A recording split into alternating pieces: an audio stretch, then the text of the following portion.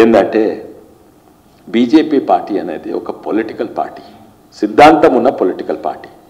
కేవలం సిద్ధాంతం కొరకు పనిచేసుడు కాక ఎలక్షన్స్ కొరకు గెలిచేది కూడా కొట్లాడాలి.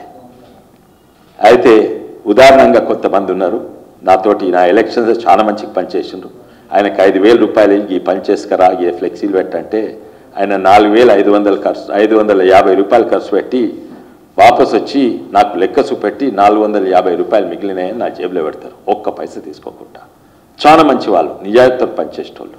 మున్గోడు ఎలక్షన్స్ పనిచేస్తే అక్కడ వచ్చి వాళ్ళ సొంత పైసలతోటి నా కింద పనిచేసిండ్రు. వాళ్ళు గుండెల జాతీయవాదం ఉంటుంది, గుండెల రామ భక్తులు ఉంటారు. కానీ వాళ్లకు ఎవరితోటి ఎవరైనా మాంసం తినేటోడు ఉంటే కలవాడు, ఆయన బియర్ తాగేటోడు ఉంటే ఆయనతో కలవాడు, ఈయన విస్కీ తాగుతాడు కలవాడు, ఆయన సిగరెట్ తాగుతాడు కలవాడు.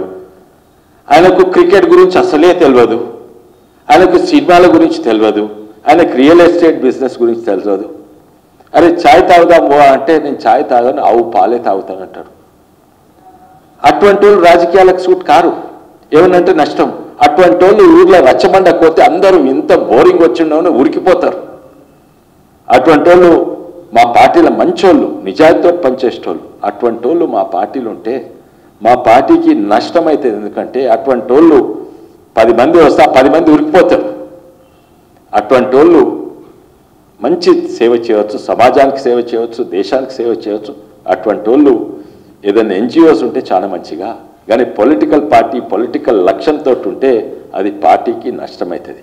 అందుకే మీరు బీజేపీ పార్టీలు ఉంటే అందరితో కలవాలి, మాంసం తినేటోటి, సిగరెట్ తాగుతోని, బియర్ అందరితో కలవాలి, దొంగతోటి దొరతోటి ఆ పార్టీ అందరితో కలవాలి, చెత్త చెదారంతో కలవాలి.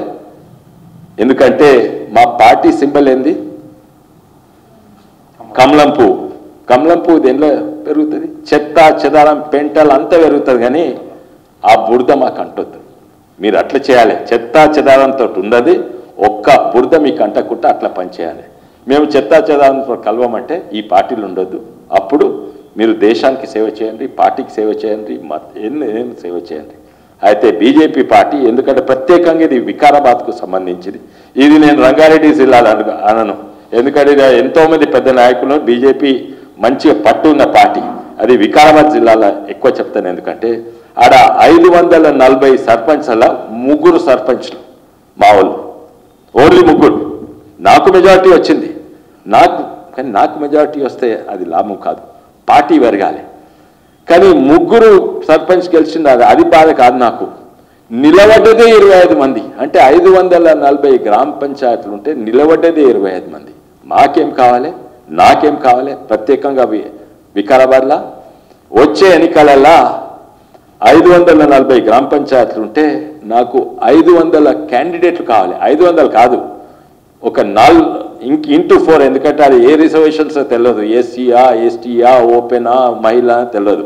ప్రతి గ్రామంలో నాకు 4 క్యాండిడేట్లు ఉండాలి, ఆ క్యాండిడేట్ తయారు చేయాలి.